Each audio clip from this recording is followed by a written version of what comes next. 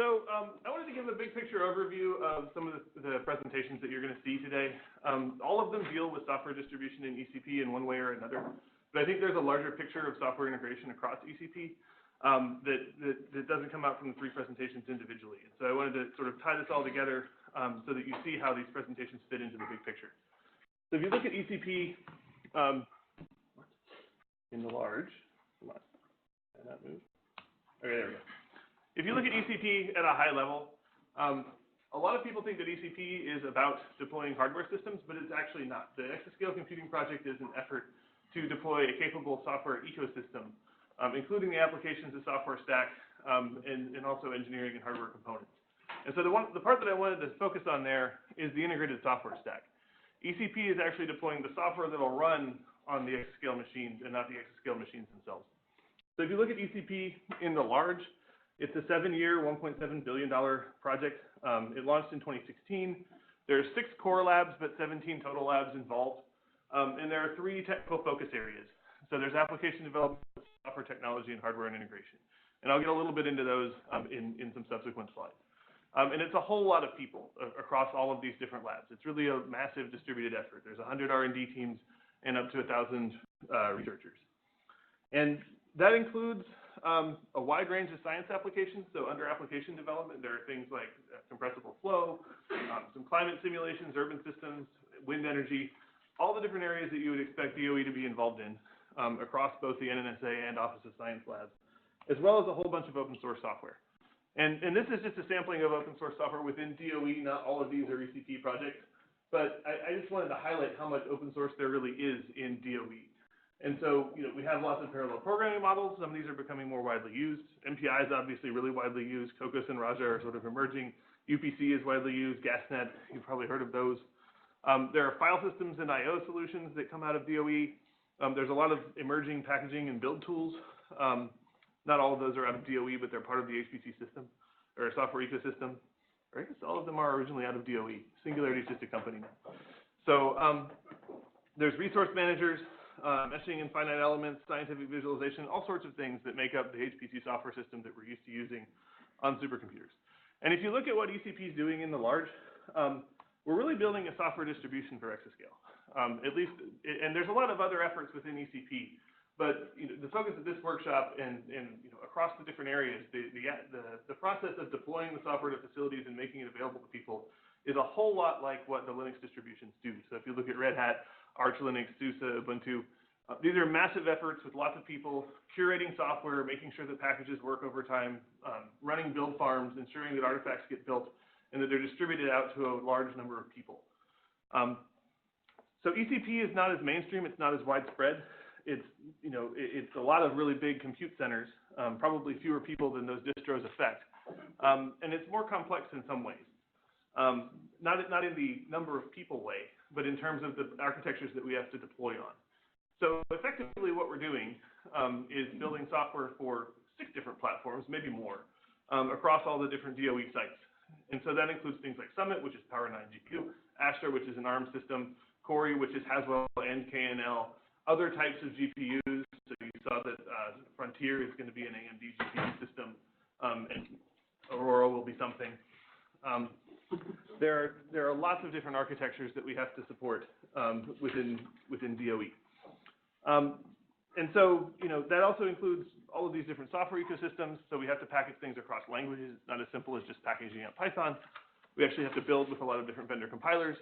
And we have to do from source distribution effectively and support optimization in GPUs and fast networks.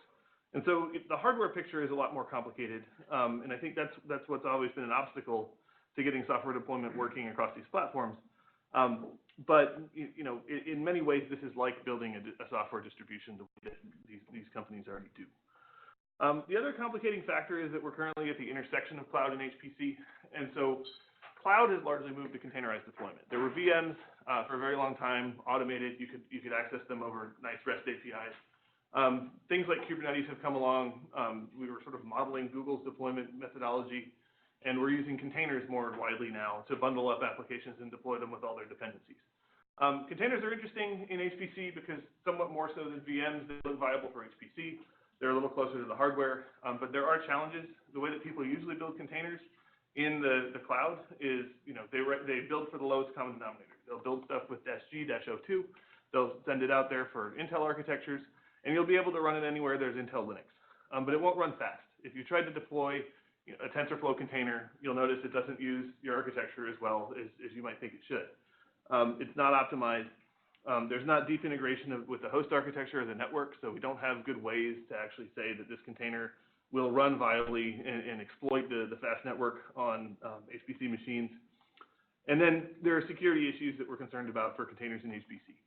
And so we're going to have to support container workflows because the application developers are starting to want this more. But we're still expecting that bare metal HPC deployments with modules, basically the traditional way that we've deployed on HPC systems, is going to be around for a while. So we're in a position where we have to support both of these things. And so to unify that, I would say that all these efforts that you're going to hear about today are working to sort of unify the software distribution process across ECP. And there's three requirements that you have to get that done. So there's research and development that's needed to build new software to drive automation for all of these things. There's new capabilities that we need for distributing optimized artifacts. I'm going to talk a little bit about that, and Andrew's going to talk about that some for containers. And there's workflow automation that we need for facilities and users. In addition to all that, there's a whole bunch of infrastructure, and I think this part usually gets sort of passed over. In HPC, the infrastructure is usually thought of as the big machine. But there's a whole bunch of infrastructure needed for automation. So things like automating build farms to actually produce the artifacts that people consume via things like package managers or container build systems. There's hosting and bandwidth for distribution, and how do you set up these kinds of things within an HPC center in addition to in the cloud as we're used to from other package managers. And there's also we need HPC cycles to do building. And so I'm going to talk a little bit more about this later, but building is not usually the workload that you think of an HPC machine doing, right? It's built for flops, it's built for numerical simulation, and we want to have ways to actually do lots of builds on those machines, but we have to think about how that impacts production workloads. And so that's a challenge. And then finally, and we've touched on this already a little bit, there's a lot of process to this.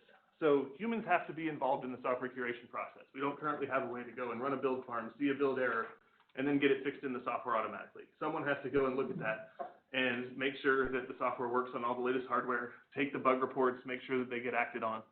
And there's a pipeline to that. And if you look at the SDK and E4S projects within ECP, you can think of them as the pipeline for doing that. They're basically curating software, they're making sure there are robust tested versions of things, and that there's collaboration with facilities on those things so that we can get them deployed viably to the platforms we care about. So if you look at ECP at a high level, the projects are structured to accomplish this. So there's a software technologies area, there's an application development area, and then in, I guess, the second year of ECP, this hardware integration area was added. And that was specifically to interface between the software technologies and the app development areas and the facilities. And so if you look at what's going on underneath there, both software technologies and application development have explicit integration projects fleshed out. And that's to enable this. Under integration, under software technologies, there's a software packaging project, which I lead. And there's a software development kit project, which Jim leads. And these two things are basically, software packaging is the home for Spack within ECP. Spack came out of the ASC program, but it's also widely used within ECP, as you've seen. And there's a containers area in there too. And so Andrew leads the containers area, and he's going to be talking about that. Under software development kits, there's E4S, and that's the other thing you're going to hear about today. Samir leads the E4S project, and that's basically bringing together the software distribution for ECP and managing the curation of these software development kits, or aggregating the software development kits into a common distribution. Under HI, which Dave leads, so Dave's going to talk about facility deployment. There's continuous integration effort. I'll talk a little bit about that. There's a build pipeline effort, and there's something called Spack Stacks, which is basically a collaboration between the Spack project and facility deployment to enable better deployment at facilities. And so the goal here is that from the software technologies and the apps areas, we would have software delivery sort of flowing into this facility deployment area and getting things deployed on platforms. And then outside of ECP, there's also a lot of infrastructure around Spack in the cloud. So we, for example, have something that we're working on. We have a cloud build farm where we're trying to build packages for standard Linux distros on, not necessarily optimized HPC platforms, but just something that someone could download so that Spack gets more widespread and is used, on people's laptops and on regular machines in addition to HPC. And so what we'd like to have is some of the builds from the HPC centers, assuming that they're open, out on the cloud as well, so that basically anyone could log into these HPC centers and download packages from the cloud like they would with any other package manager. And I think that would make this ecosystem a whole lot more viable and easy to use. You would log into HPC and it would work just like the scientific software does on your laptop in the sort of vision that we're pitching here. So like I said, there's 3 more talks to give deep dives on each of these areas. So Andrew's going to talk about containers and what we need to do to get them working well on HPC. Dave's going to talk about facility deployment and the collaborative efforts that he's leading there, which are really a whole lot of people process and getting people together to work on things. And then Samir's going to talk about E4S and sort of the software curation process. I'm going to talk a little bit about some of the things that we're adding to Spack to support this.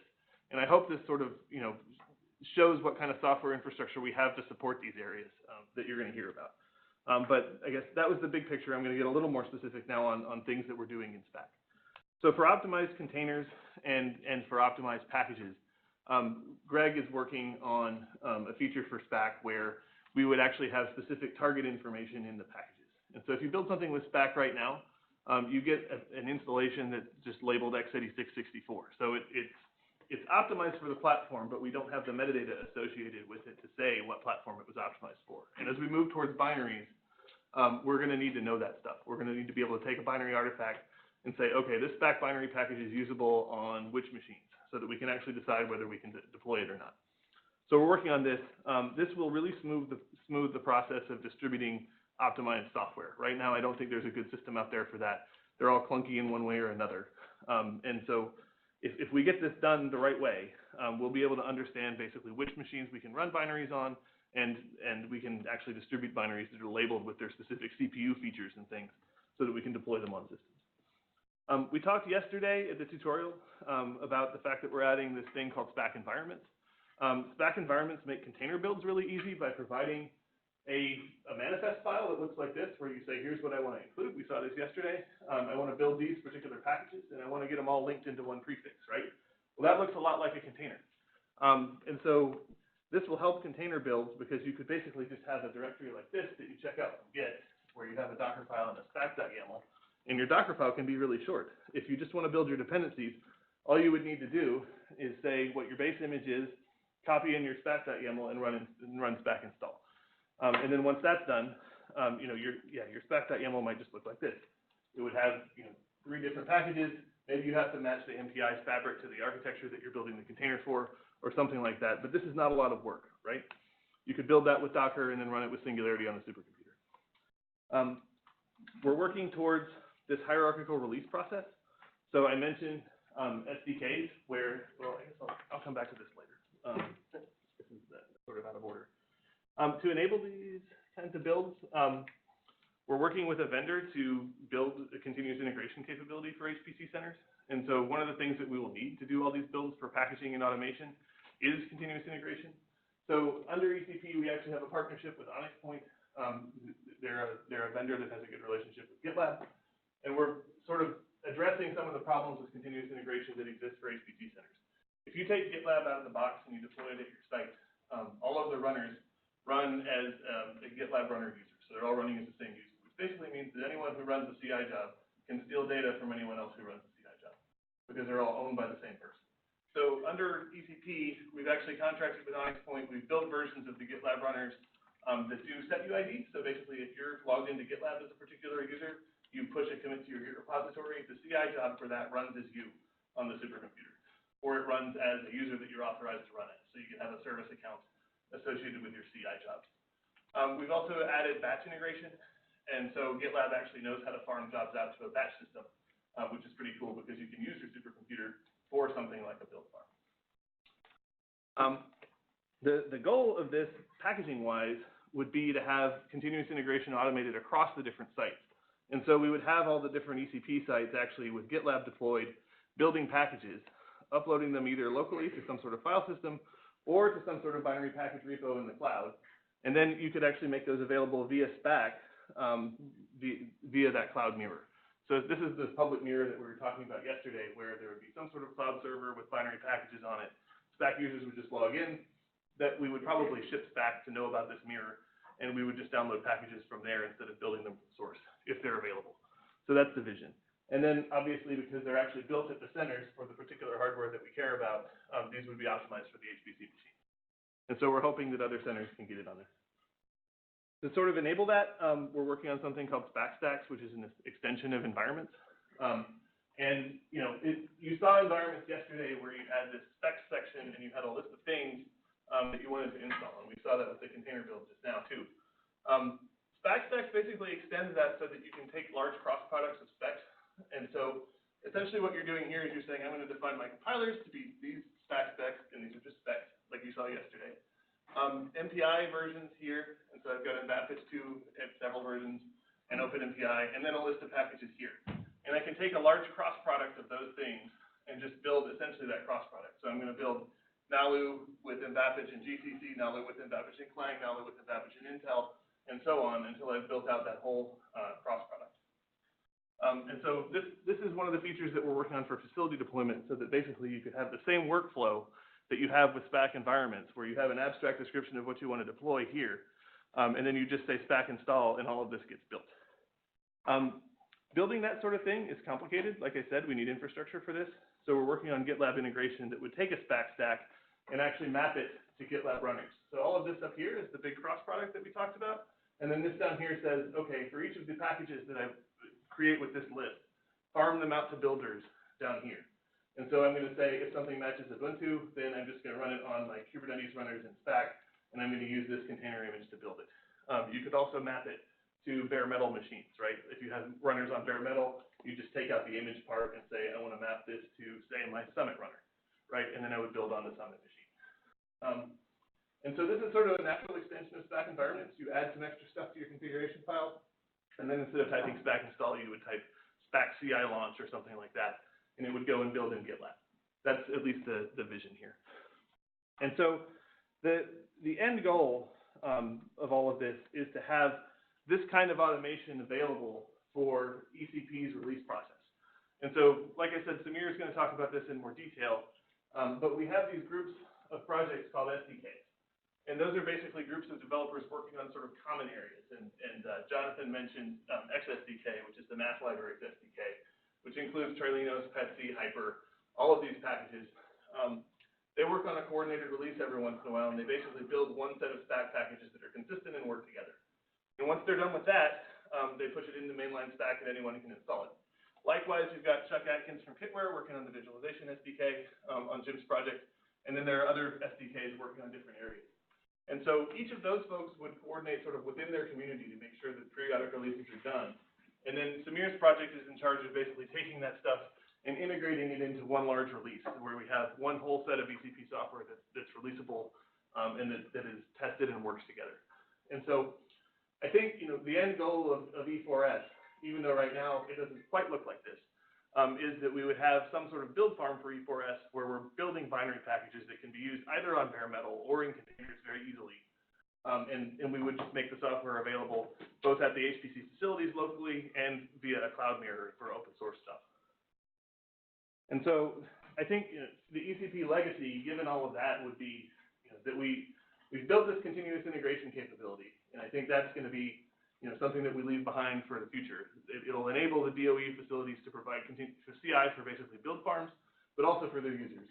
A robust, widely available, and tested HPC software distro. So this could be E4S, or it could be the builds that the facilities produce. We're looking at what that would look like. And then optimized packaging and container support across architectures. So Andrew's project is aimed at making containers viable for HPC.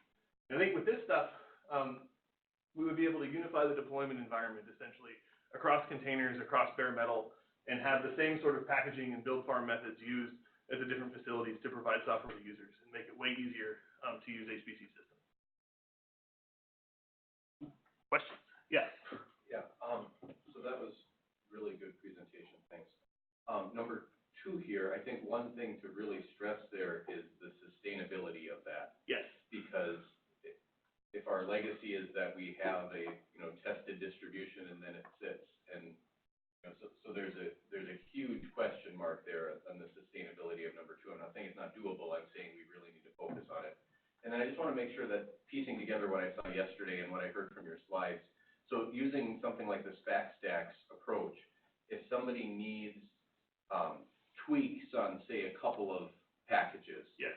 it seems like it would be viable then that kind of unbeknownst to them, if they requested things that were already pre-built binaries, they would get those, and then they have customized configurations of 3 out of the 30 things they're looking for. It would build that and only that. Exactly. Yeah, so if it Yeah, needs to that's deviate from an available binary, then it will, but if it satisfies the spec that's in the Spack stack, we would just take the binary. Yeah. That's the goal. Okay, yeah, the piece that I hadn't grasped before was the automated nature of being able to not say, hey, I want these pre-built binaries in a stack, but being able to say, this is what I want, Yeah. and that being automatically matched against what is already available. Yeah, and I mean, that's, in some ways, that's fundamental to Spack, because, like I said, you know, there's abstract specs and there's a concrete implementation of that, right? And the goal is to make the user specify what they want in the abstract, either on the command line or through an environment or a stack. And then we satisfy that with either binary packages or builds, and that's the goal. But that can be completely opaque to the user. Yes, which is they nice. yeah, except for in that they will notice that the binaries are way faster than the source code. Absolutely, yeah. Yeah. Other questions?